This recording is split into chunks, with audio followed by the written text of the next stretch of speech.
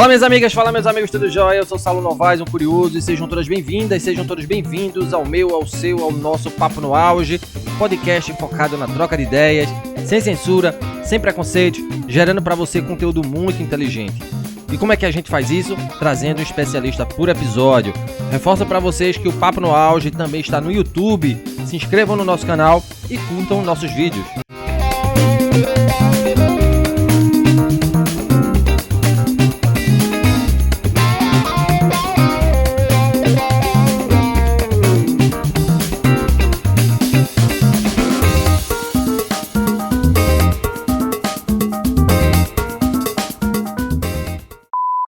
Estamos no início do ano letivo e o debate, como não poderia deixar de ser neste momento, está centrado na volta das alunas e dos alunos às escolas, mesmo com a pandemia da Covid-19 ainda presente no país. Para além desse debate, que é importante sem dúvidas e que mereceria um episódio exclusivo deste podcast, nosso encontro de hoje se volta à mediação de conflitos no ambiente escolar, entendendo que a escola está inserida dentro de um contexto muitas vezes violento, seja no seu interior, seja extramuros. Em matéria veiculada pela Agência Brasil com dados de 2019, mensurados no estado de São Paulo, 81% dos estudantes e 90% dos professores souberam de casos de violência em suas escolas estaduais.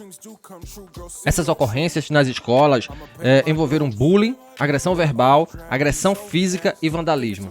Entre os estudantes, há mais casos de bullying, citados por 62% deles. E entre os professores, as ocorrências mais frequentes são de agressão verbal, citada por 83% dos docentes. Como disseminar, então, a cultura de paz nos recintos educacionais? Quem responde essa e outras perguntas é meu amigo professor Alberto Guerra. Alberto é licenciado em Letras pela Universidade Federal de Pernambuco, é docente da Rede Estadual de Ensino Público em Pernambuco, foi gestor de escola e é mestre em Educação pela Universidade de Pernambuco, cuja dissertação se voltou à educação interdimensional na mediação de conflitos em escolas integrais pernambucanas. Um papo no auge, com toda certeza. Satisfação a minha em voltar a falar com você, meu amigo Alberto, agora neste podcast. Gratidão pela sua disponibilidade em conversar com a gente sobre um assunto tão relevante. E como primeiras perguntas, conta pra gente sobre as tuas escolhas. Por que ser professor? Por que você escolheu o curso de letras? Por que enveredar pela gestão escolar? E por que mediar conflitos nas escolas? Seja bem-vindo, professor Alberto.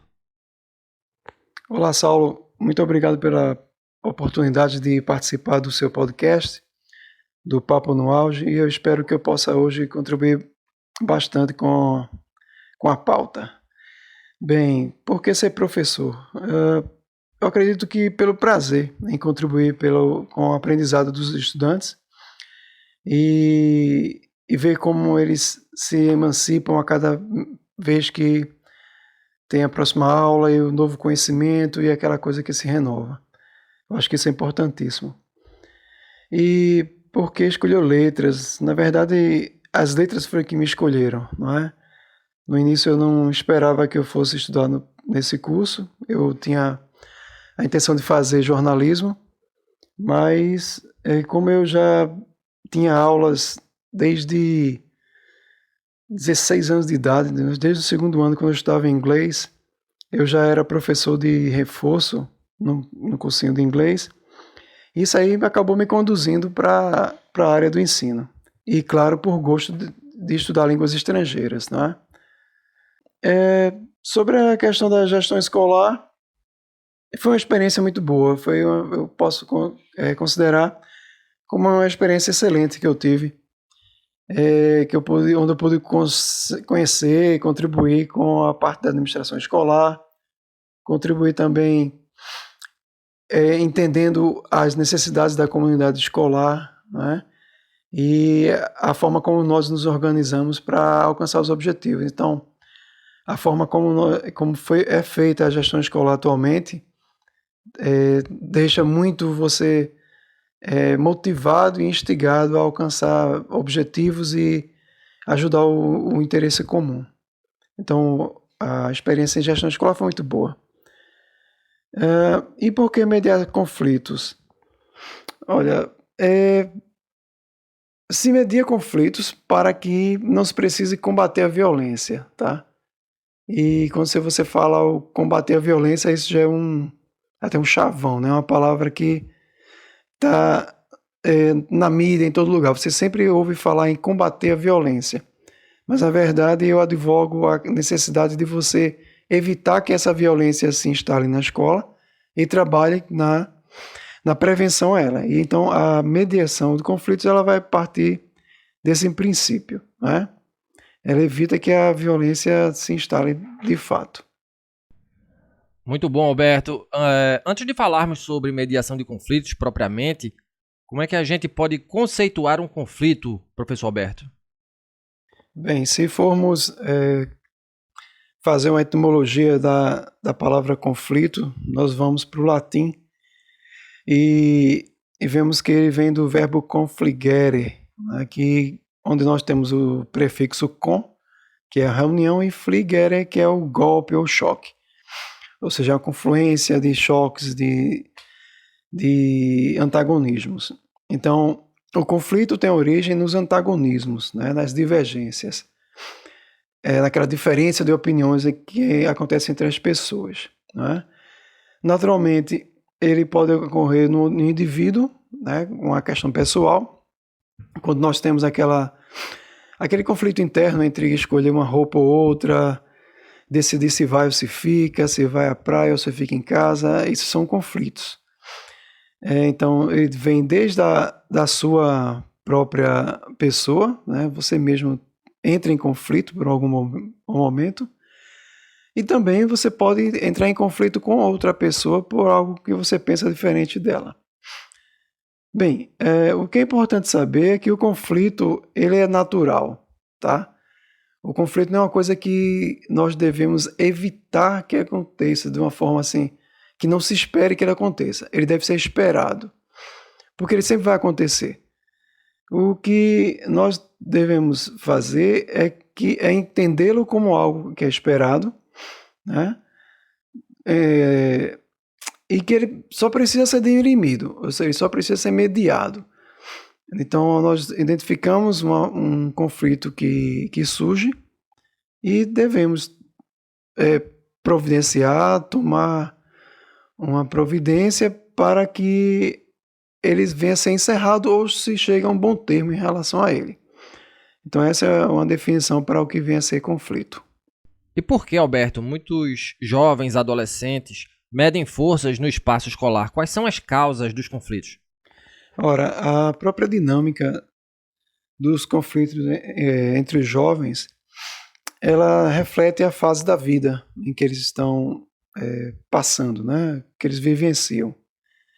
E por quê? Porque o jovem, a partir da adolescência até o início da vida adulta, ele tem uma fase em que a autonomia dele ainda não está consolidada, né? Ele precisa ter a aprovação dos colegas, né, dos seus pares. Ele está naquele momento da socionomia, em que ele precisa a influência do meio, a influência dos seus amigos para tomar decisões, né, para se sentir aceito. Então, é nesse momento da vida do jovem que os conflitos vão surgir. Eu destaco alguns fatores. Os principais deles, que eu considero, seja, o primeiro, é a falta de empatia, certo? A dificuldade em se colocar no lugar do outro, de se ver sob o olhar daquela outra pessoa a quem ele se refere. O jovem tem muita dificuldade em ser empático, né, nessa idade da adolescência. Ele é muito egoísta, né, ele pensa muito no si mesmo e demora a entender o que é que o outro está passando. Outro ponto é a dificuldade em aceitar diferenças. Isso tem a ver com o primeiro ponto que eu mencionei, mas mostra bem aquela experiência que ele vem ainda de uma formação da infância em que ele não consegue distinguir o que é diferente. Ele acha que todos devem ser iguais a ele. E quando ele chega na fase adolescente, principalmente numa escola de ensino médio, por exemplo, ele vai ver pessoas que não têm mais aqueles hábitos como era antes, né, que ele tinha na outra escola. Então eles vão ver, por exemplo, ele vai ver colegas que gostam de rock, né, e ele gosta de música sertaneja, e os colegas tocam violão na sala e ele não gosta, então é nesse momento que ele vai começar a compreender que existem diferenças, existem pessoas diferentes dele, e ele precisa ter essa distinção, né, para ter uma relação saudável. Só que isso aí leva um tempo para que ele consiga. E um outro ponto que se complementa com os primeiros é a questão dos valores familiares.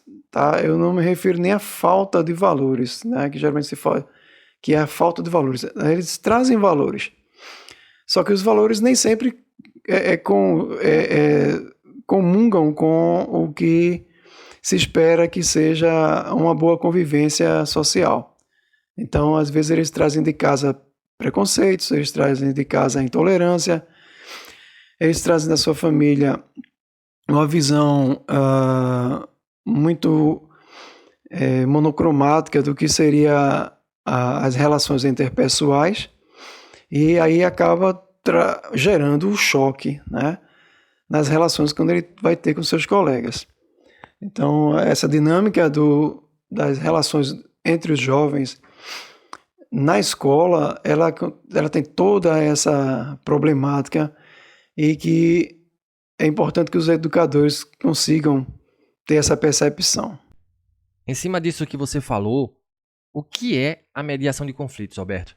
Como é que ela atua para dirimir contendas no ambiente das escolas? Bem, a mediação de conflitos vem surgir agora como um instrumento que nós podemos usar para entender, para compreender essa dinâmica que acontece nas relações entre os jovens, não só entre os jovens, mas também dentro da própria comunidade escolar. Porque muitas vezes quando nós falamos em violência escolar, em conflitos escolares, a gente pensa apenas que ela se dá entre aluno e aluno, mas ela vai acontecer entre aluno e aluno, aluno-professor, professor-aluno, gestão, professor e assim por diante. Então toda a comunidade escolar está sujeita aos conflitos. E a mediação de conflitos em si, antes que ela venha ao ambiente escolar, ela é um instrumento muito utilizado ultimamente pelo direito. Então, em tribunais de pequenas causas, em reuniões de conciliação, os juízes têm usado muito desse artifício de mediar conflitos, principalmente através da justiça restaurativa, né, que é um outro tema bem interessante para se tratar nessa questão de mediação. Então, a escola usa essa forma de mediar para que aquelas mínimas divergências que vão sendo identificadas durante o decorrer da sua rotina venha a ser uma forma de evitar, né, o que seja a violência em si. Então, a mediação, a partir do que os professores percebem e a gestão percebem, ela vai ser uma forma de ajudar que a violência escolar não venha a acontecer de fato, né? Então, essa é a questão da mediação de conflitos. Bacana, Alberto. Falando agora sobre o exterior à escola, qual é o impacto que a comunidade exerce sobre os conflitos que se dirigem para o interior da escola, né? Qual é o peso da violência, da pobreza, da falta de assistência familiar nas questões atinentes aos conflitos juvenis? Ora, a influência do meio externo é realmente inevitável. Não se pode dizer que uma escola vai estar blindada ao que vem de fora, né? Até porque a escola é parte da sociedade. E as tensões sociais que se dão no além-muro, elas se refletem na escola. E, claro, a violência, as condições financeiras que representam a vulnerabilidade social de alguns alunos, acabam respingando na rotina da escola. Então, As questões familiares, como a violência doméstica, assédios, abusos, a ausência de um núcleo familiar, né, como uma referência, também são uma bagagem complexa que o aluno vai trazer para a escola e que poderá se manifestar em forma de violência. Portanto, muitas vezes nós vemos alunos arredios, antissociais, que vêm à escola com certos sintomas, alguns sinais que nos são visíveis, né? Isso tudo já é alguma coisa que ele está trazendo de casa e que nem sempre o comportamento dele na escola reflete o que ele deveria ser, o que ele até gostaria de ser, mas o que ele traz acaba tendo essa influência bastante forte. Alberto, qual é o papel do poder público nestas questões e qual é o papel das escolas, dos docentes e da gestão escolar na mediação desses conflitos? Bem, o poder público, a contribuição que se espera é em forma de políticas educacionais, né? Políticas públicas voltadas à educação e voltadas à promoção da cultura de paz. A contribuição de gestão e docentes, ela passa pelo ponto em que é preciso que eles desenvolvam a capacidade de ter uma escuta atenta, né? E de observar princípios de conflitos na comunidade escolar. Essa ação do gestor e do professor, ela deve ser uma ação proativa e importante demais, ela não pode ser omissa, né? Não pode haver omissão nesses casos, porque quando a gente tenta prevenir a violência escolar, né, ela vem exatamente de uma mediação que foi feita de forma eficiente. Portanto, os profissionais que trabalham com estudantes, eles precisam ter um mínimo de formação e de um conhecimento sobre mediação para que sejam eficientes. Acontece muitos casos, né, que de nós termos alunos, por exemplo, que fazem atos terroristas em escola, né, fazem chacina na própria escola, e muitas vezes no início a tendência é que nós comecemos a dizer, mas foi um monstro, que pessoa foi essa, como é que um jovem desse fazia isso? E na verdade esse jovem vinha construindo essa ação, né, há muito tempo, desde aquela pequena coisa, aquela pequena borracha que não foi emprestada por um colega, desde aquele insignificante comentário religioso racista em relação a ele, e aí aquele professor, aquela professora que estava em sala de aula no momento não deu importância, o diretor ou a coordenação não conseguiu entender o que o garoto quis dizer quando foi naquela hora para a coordenação, e aí a coisa surge, a coisa explode. Né? Então é por isso que a comunidade escolar ela precisa estar preparada para fazer a mediação. Então no momento que eles estão prontos para isso, eles têm como atuar de uma forma que possa ajudar todos os estudantes. Para a gente finalizar, Alberto, que ações efetivas minimizariam os conflitos no espaço educacional? Como conduzir jovens para uma cultura de paz? Bem, há várias ações que podem ser feitas para que se minimizem a questão dos conflitos no espaço educacional. Um deles seria pontuar ações sistemáticas e intencionais no próprio planejamento anual da escola, através do projeto político-pedagógico, por exemplo. Se nesse documento já estiver previsto ações, né, de promoção de uma cultura de paz, de tolerância, campanhas de prevenção, por exemplo, de campanhas de prevenção ao bullying, certo?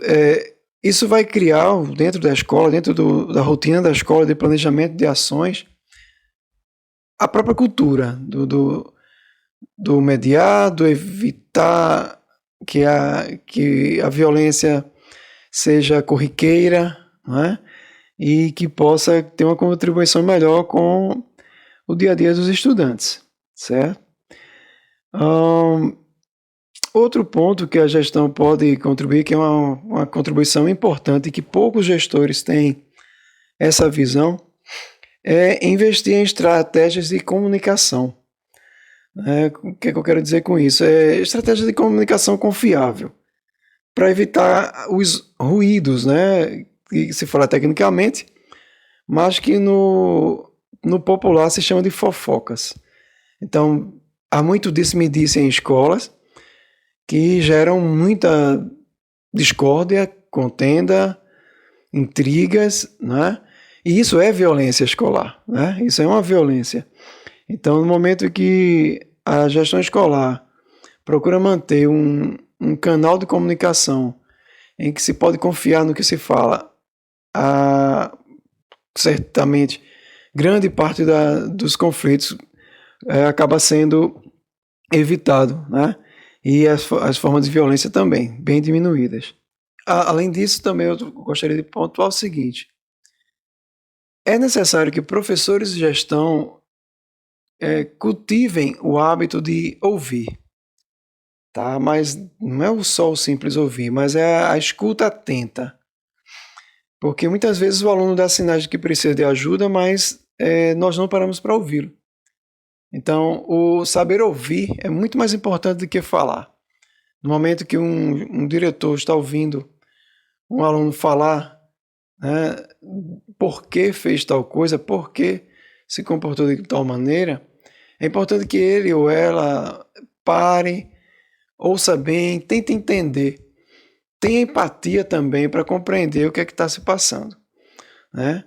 Muitas vezes na vida corrida de um docente, por exemplo, na sala de aula, de uma sala para outra, há pouco tempo para parar e ouvir o que um aluno tem a dizer, a lamentar, até a confessar para o professor. Mas muitas vezes essa pedagogia presente do professor ela vai ajudar bastante nessa questão. Então, eu acredito que ações como essas elas podem realmente conduzir o aluno a incorporar uma cultura pacífica e dialógica. Então, o aluno se pacifica, né? Ele não é pacificado, mas ele traz a paz para si. E nesse momento em que ele entende o que é a paz, ele entende o que é a concordância de opiniões, ele inevitavelmente vai levar isso para casa, né? Ele vai levar esse hábito para casa, ele vai levar esse hábito para a sua comunidade. E aí, exatamente é isso que se espera da escola. Um dos papéis sociais da escola é esse, de fazer com que o que se produz nela se reflita na sociedade como contribuição.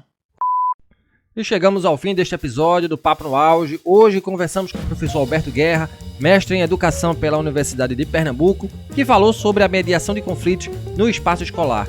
Gratidão, professor Alberto, mais uma vez por essa conversa. Se você pudesse indicar livros sobre a temática em questão, quais você indicaria? Saulo, eu que agradeço. Foi muito legal poder ter contribuído nesse papo rapidinho aí sobre a mediação de conflitos. Eu espero que o pessoal, né, nossos ouvintes tenham gostado, tenham aproveitado e estou à disposição para os que tiverem interesse em continuar essa conversa, tirar mais dúvidas e perguntar mais alguma coisa mais à frente.